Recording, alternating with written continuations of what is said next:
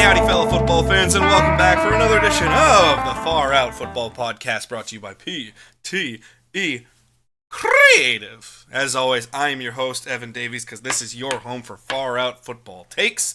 We're getting ready for Week 2. We're picking every single game, and we need to get to it.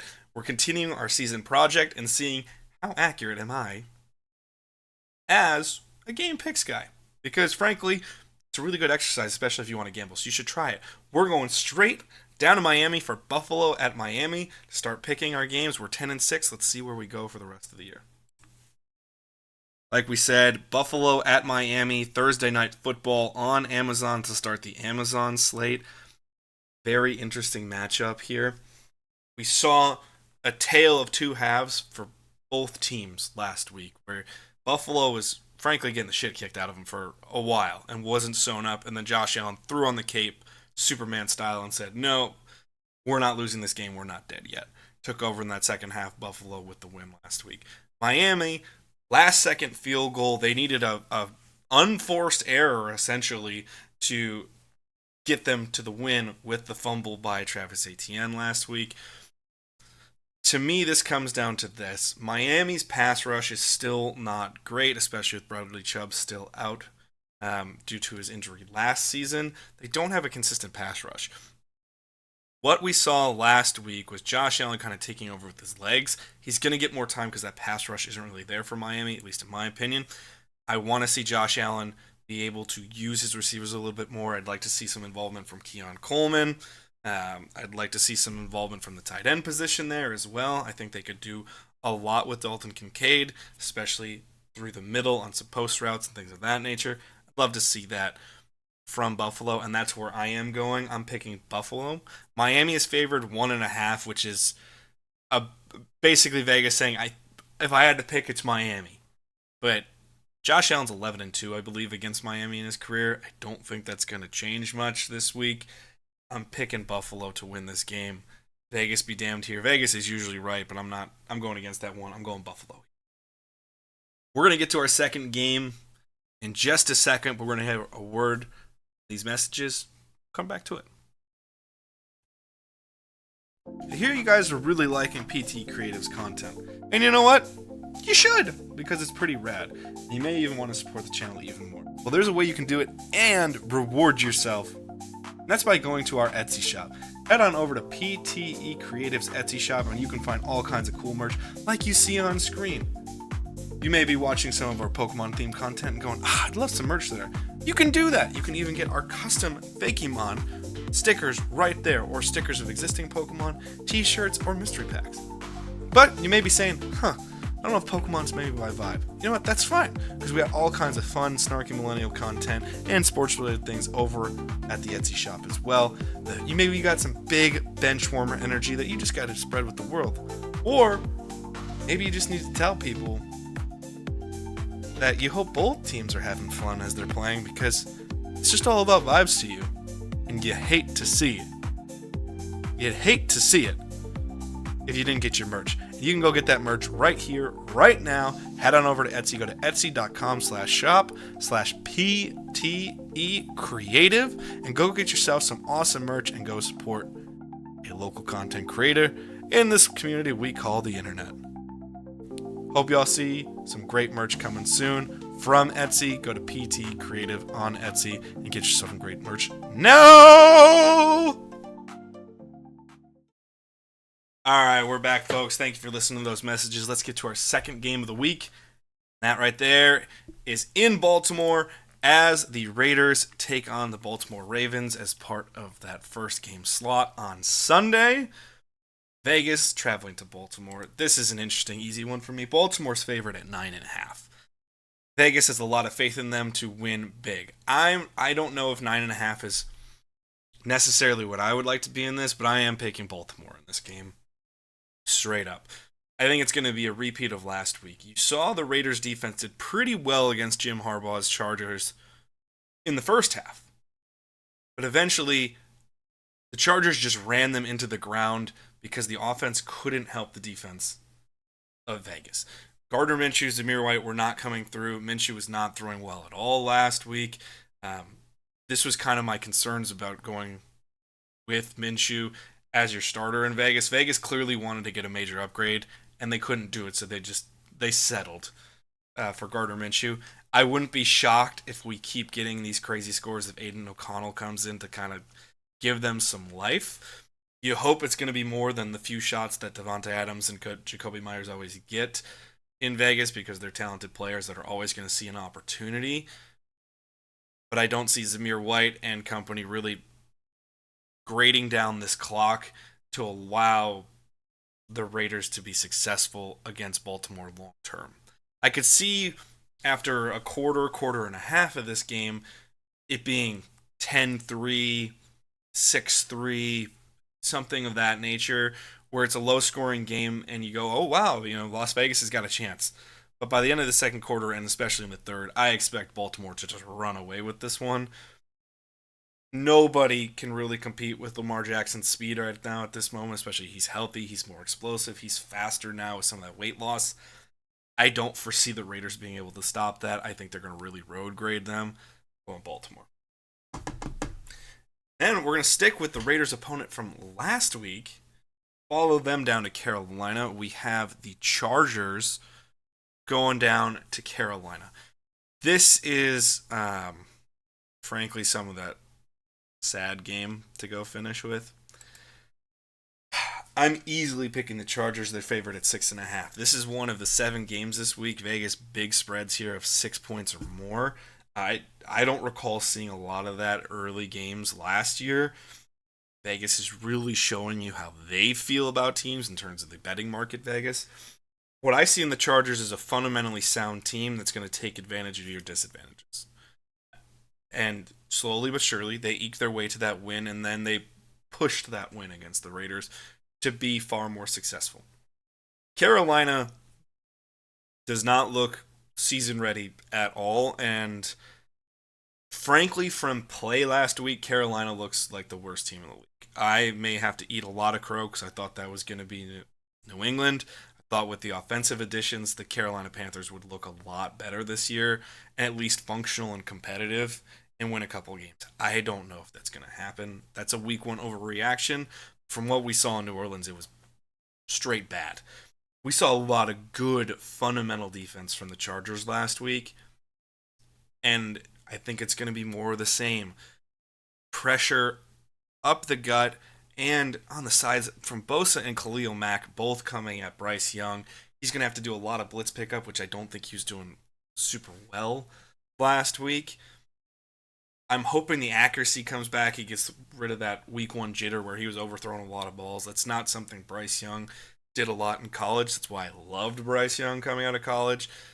He had more arm strength than people give him credit for. He was a good runner, great processor. He's not getting the opportunity to do any of that in Carolina, but I think he's going to settle to normalize his accuracy patterns a little bit more.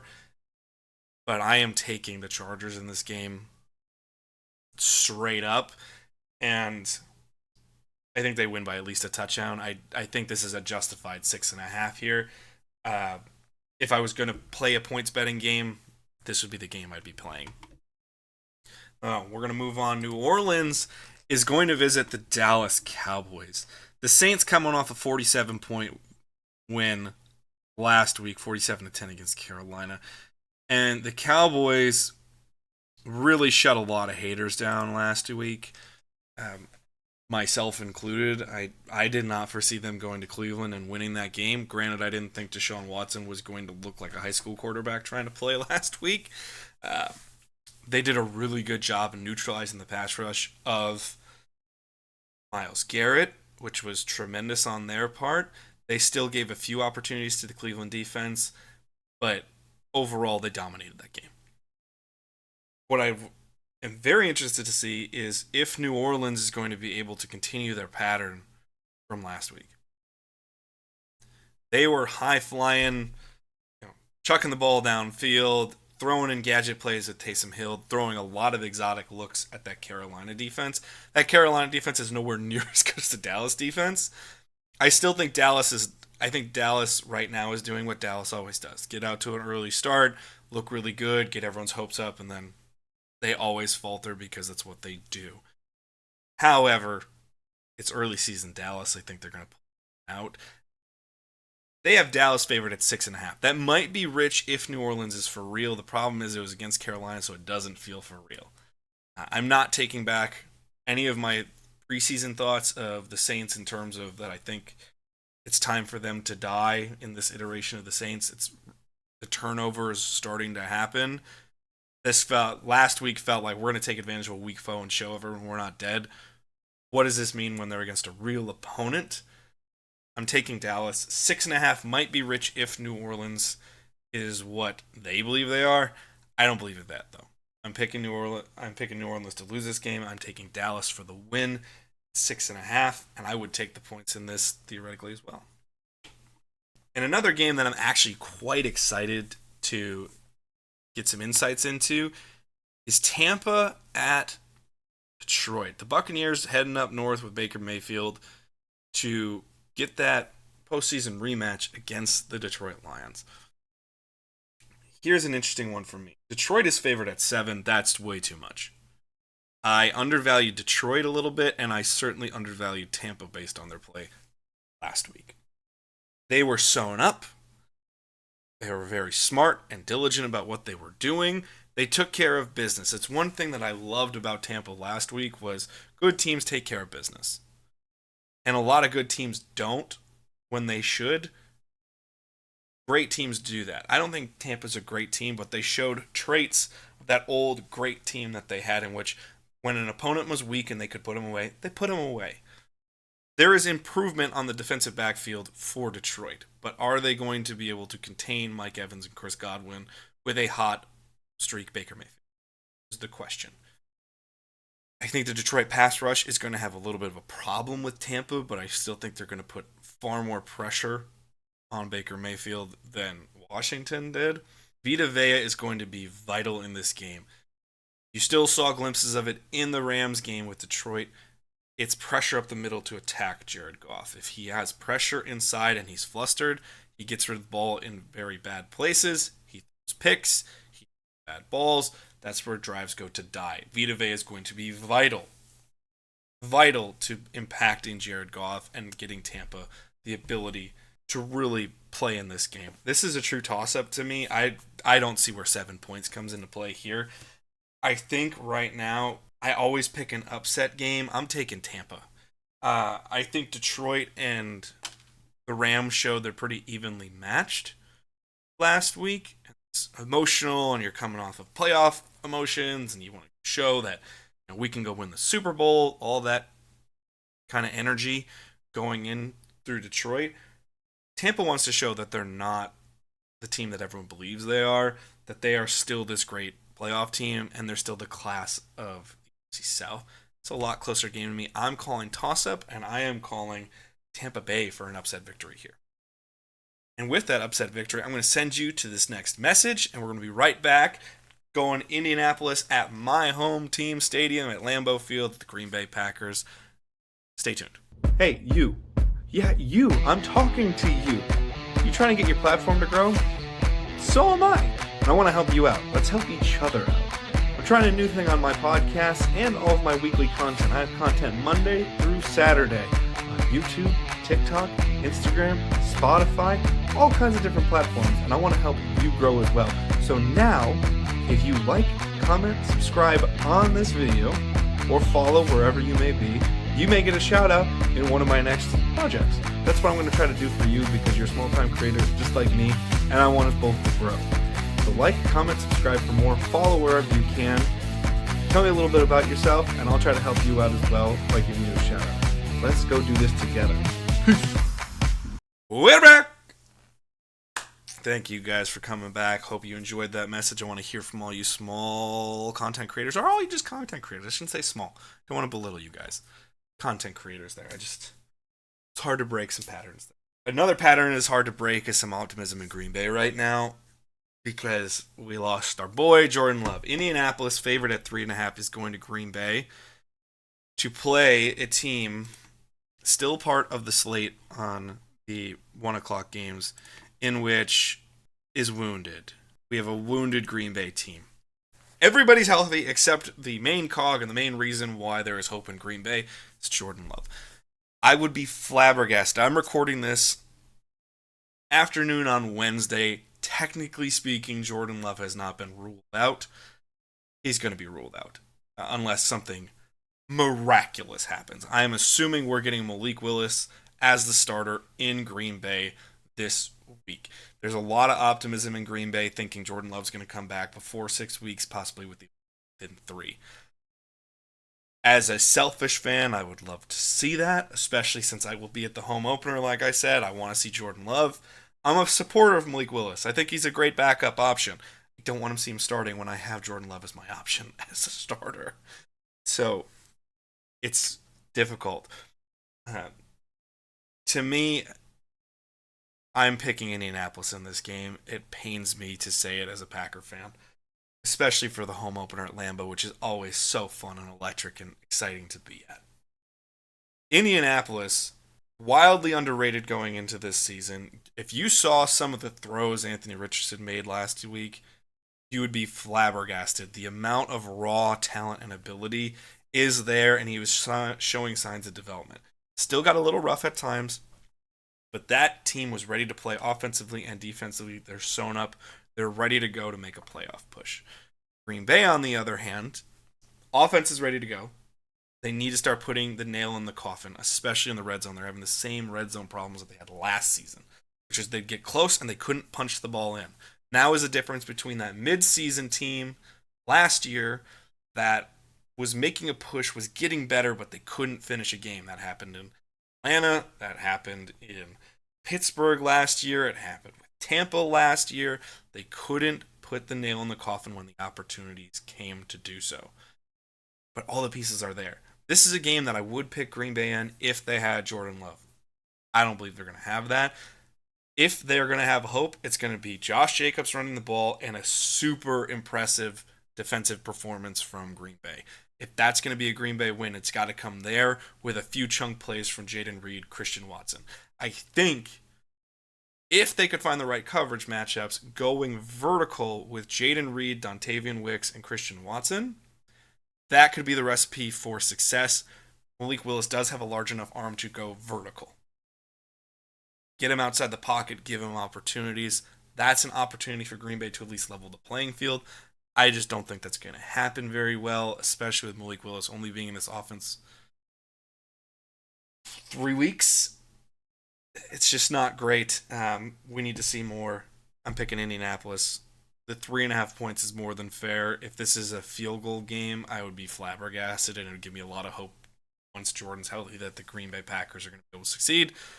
But we'll have to see that coming. So I'm picking Indianapolis on this one as a wounded fan. Now, we're going to continue from Green Bay. We go down to Jacksonville as the Cleveland Browns go to the Jacksonville Jaguars. This is super easy for me. If Deshaun Watson is starting at quarterback and looked even 50% close to what he played like last week, this is a Jacksonville victory far and away.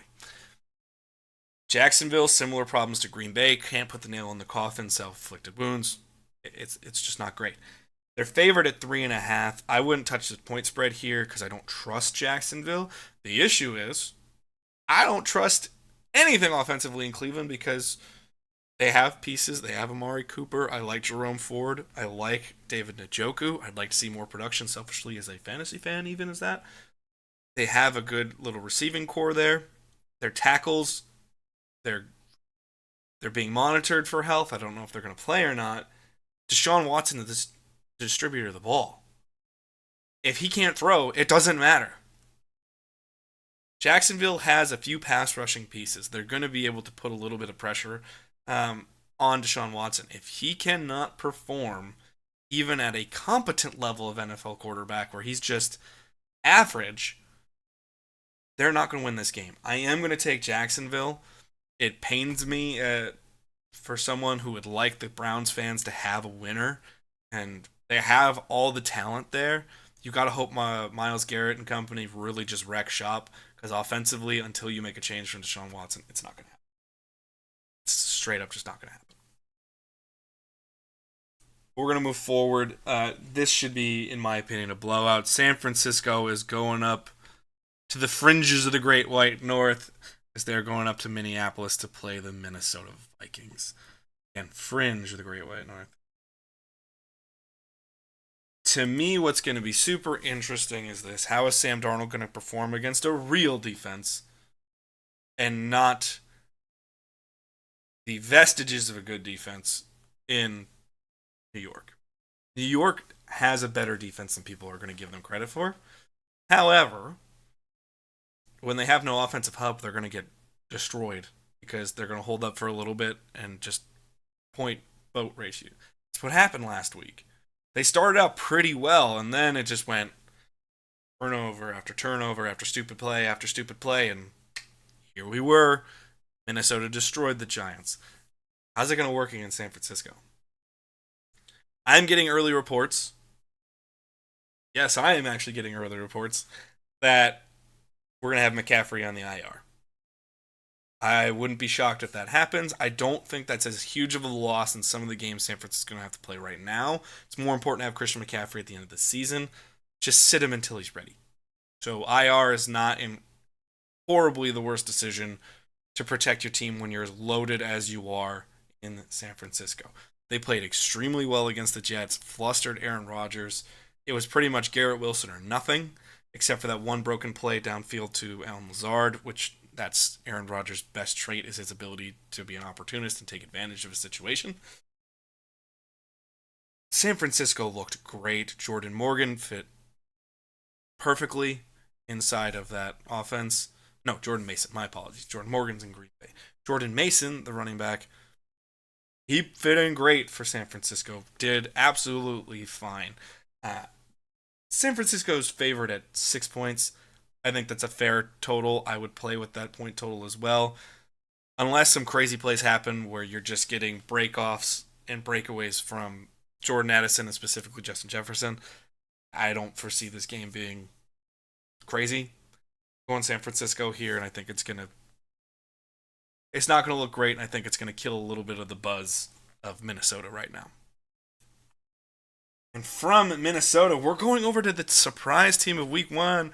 We're heading over for the Patriots game as Seattle is heading over to Foxborough, Seahawks and Patriots. Here's a very interesting game for me. The New England Patriots shut a lot of people up, myself included, and kudos to them for doing so.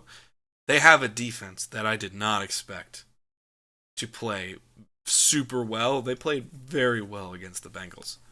How real is that? I'm not entirely sure. The Bengals looked anemic on offense, and that was insane. The second half of the Seahawks game looks better than what Cincinnati gave last week, so that's going to be a big challenge. If they get the same Seahawks team from last week that giving up safeties, couldn't run the ball in the first half, then we're going to have ourselves a game. But I'm picking Seattle in this game. Seattle's favored at -3. That's a fair point total. I would take the points if I had to, but I'm always going to be more straight up in a game like this. The question I have is, can the Patriots function on offense to get enough points against the Seattle defense? Seattle came to play last week on defense. They were fucking shit up, frankly. they were fucking shit up over there for Denver. Bo Nix had a few opportunities to look decent, but consistently, Seattle looked good on defense. I don't foresee New England pulling out a rabbit out of their hat and getting to a second win right now. It's not where I see it. They're more talented than I gave them credit for, specifically on defense. But I don't see their secondary be able to cover all three of their receivers. You saw the same thing in Denver. DK Metcalf still played. He still had his moments, but Patrick Surtain pretty much went, okay, I got this. Who else was there to cover? Tyler Lockett did great. Jackson Smith and Jigma made plays. That's the whole point of that great receiving core. Christian Gonzalez played better last week. Played really well for New England. But are they just going to straight up say Gonzalez versus Metcalf? Okay, then who has Lockett and who has Smith and Jigma? It's pick your poison time. Gino will be able to take care of that. Taking Seattle every day on that one. And from New England, we're going to go down to their division rival, the Jets. They're going to Tennessee. Aaron Rodgers is going to lead that team down to Tennessee. And two teams that are still trying to find themselves. It's going to be an interesting matchup here. What I find really interesting about this is the Jets didn't look... They just didn't look cohesive. But you're still working out real play with Aaron Rodgers. They had their moments. They still had some of that brilliance, those few sparks of moments where Aaron Rodgers was still, more than capable to play great football. Tennessee, their defense plays really well. Mind you, they shut down Chicago. It was 24 special teams and defensive points for Chicago. It was not 24 offensive points for Chicago last week. Tennessee just straight up fumbled that game and fucked themselves over. That was the truth of the matter. So, is that Tennessee team going to be able to continue to block well for Tony Pollard and elongate the game to make this competitive? That's where it comes down to me. I think Aaron Rodgers is going to be able to pick apart that team a little bit more. Obviously, all due respect to Tennessee, they're not the San Francisco defense. It's just not how it's going to work. So I am actually going to be taking the Jets in this one. I think they're favored correctly. 4 points might be a little rich because I don't know how much real success we're going to see from the Jets versus what their baseline is. I'm going to go Jets in this one. I'm not taking points. I'm taking straight up, though, on that. Before we hit our last couple games, we're going to have another little ad break, and we'll get right back to it. That is a pretty good idea. Never thought about it like that. Interesting. Oh. Hello there. You caught me at time with my headphones on and listening to a podcast. But that means I'm having a great day because I'm listening to a podcast on Spotify. You know what's awesome about Spotify listening to a podcast is unlike YouTube, where the screen goes dark and poof, all your sound is cut off. Spotify, you can take it anywhere.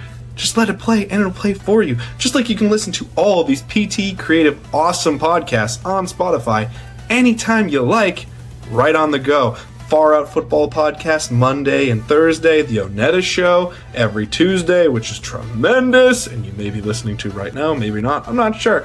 Or even the Wisco Movie Watchers Podcast, which is a tremendous movie podcast, and I got so many recommendations from that podcast. God, they are just so smart over there, those boys.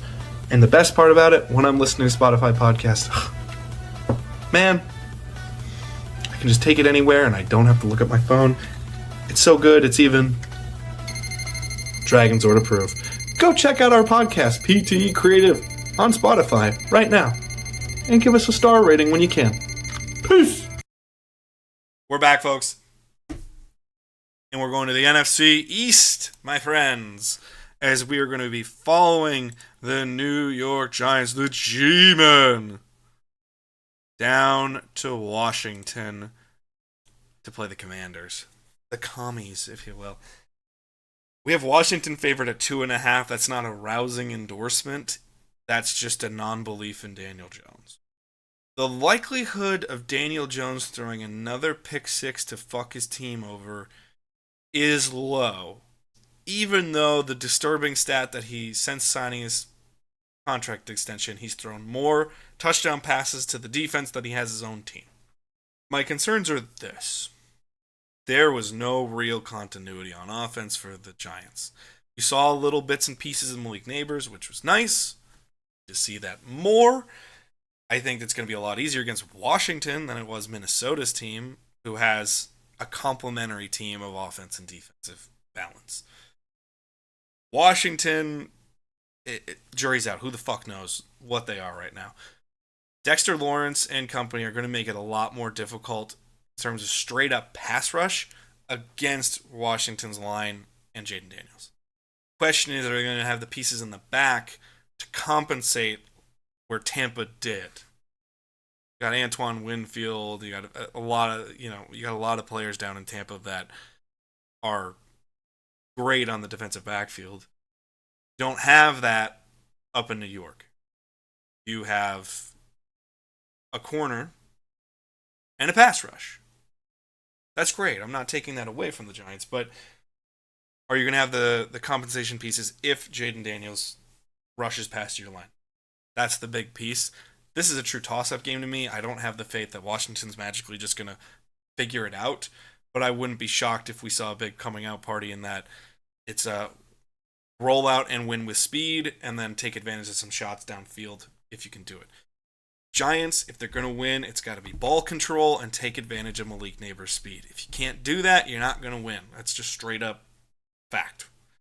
I decided to go with Washington on this one just because I think we have a more likely chance of seeing Jaden Daniels be successful than we do Daniel Jones. That's the sad state of reality. Sorry to my boy Brandon and the rest of his Giants-loving family. 07s, I don't believe in your team right now. I want them to get better for you, though. But we go from Washington, we go all the way from East Coast out to West Coast as the Rams decide to go over and scheduled. The Rams of Los Angeles are going down to the desert, and they are playing the Arizona Cardinals and my boy Kyler Murray. To me, what's interesting is this. Arizona's favored in this game, -1. I find that pretty fascinating. I think that's more of a statement on Los Angeles than it is Arizona. Arizona, in my opinion, should have won that game against Buffalo. They had that. Again, it was Green Bay syndrome. They couldn't put the nail in the coffin. If they prevent that last-minute score of Buffalo in the second quarter and they take more points like they should have, I think that game's done, and we're going, holy shit, Arizona went to Buffalo and upset them. And they almost pulled it off anyways. The Rams are uber successful with Sean McVay against the Cardinals. The record is impeccable against the Cardinals. However, this is a different team than McVay's ever had and Arizona's ever had against him. You have a more balanced defense in Arizona. It's going to be able to at least do a little bit against Matt Stafford and company. I'm interested to see what the health status of Puka Nacua is. It's just a weird injury that just kind of came up out of nowhere. Those don't always just go away. If you have the full complement of Cooper Kupp and Puka Nacua, I'm going to take the Rams. I'm going to pick the Rams in this one in a close one. I think Matt Stafford's just kind of going to will this one into existence. But if Kyler and company can connect with Marvin Harrison Jr. a little bit more, spread the ball out, and not just focus on Dortch and McBride, I think Arizona's got a real shot. I am going to pick the Rams. It's not my sentimental pick. It's just the head right now. That's where I'm going. We'll see how that one is out. Now, from the desert, we're going up to the Rockies. We're getting the Pittsburgh Steelers at the Denver Broncos. And this is kind of our afternoon slate with Arizona starting it. I'm almost disappointed I'm going to miss some of these games on the drive home from Green Bay, but don't worry, I'll be playing it on my phone, listening through the radio as I do this. What I find most interesting is Pittsburgh is favored by 3. That is an easy 3 to give because Denver did not have cohesion on. What's interesting about the contrast in defenses here is this. Seattle was really dynamic and explosive on defense and made it difficult, but didn't really have a closer to challenge Bo Nix. On the other hand, you have TJ Watt coming to fuck you up in Pittsburgh. So that's what's giving me hope for Pittsburgh. I am also very interested in the narrative of what happens when Russell Wilson goes back to Denver against Sean Payton. I think they're going to give, if he's healthy, I think they're going to give Russell Wilson the start, and that's where I have concern that Denver might pull this out.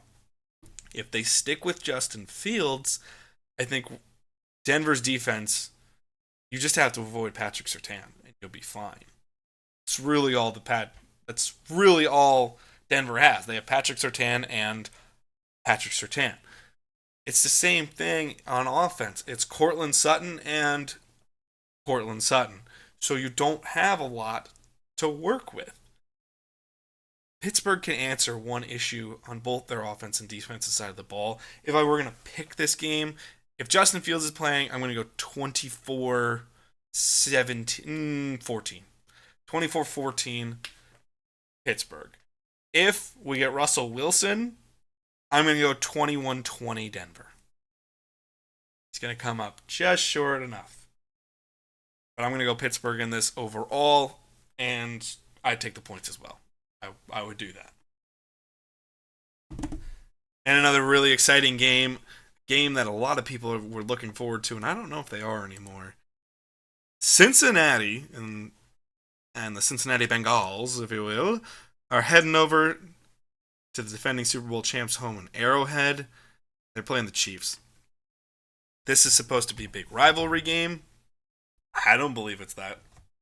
Everyone's trying to say, oh, Cincinnati always starts slow, and Joe Burrow never starts out well, and this and this and that, and it's excuse after excuse after excuse.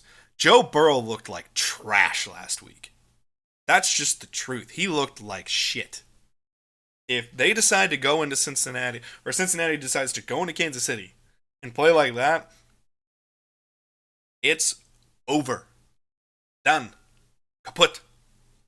Cincinnati, their only hope is to go vertical with Ja'Marr Chase and T. That's their possibility. Zach Moss is not going to be a big difference maker with the line of the Chiefs. The Chiefs did actually a pretty good job in the run game against Baltimore, who is a better team than Cincinnati. Derrick Henry still had a few opportunities, but it wasn't anything crazy. What gashed Kansas City from time to time was Lamar Jackson. Joe Burrow ain't Lamar Jackson as a runner. Kansas City's getting 6 points in this. They're favored -6. I would take it. And a lot of people, oh, that's crazy. It's Joe Burrow like that. Joe Burrow ain't the same right now. He might not be what anyone's really thought of him the last couple years. He hasn't been wowing anyone with his performances lately, even before the injury last year. I'm easily taking Kansas City.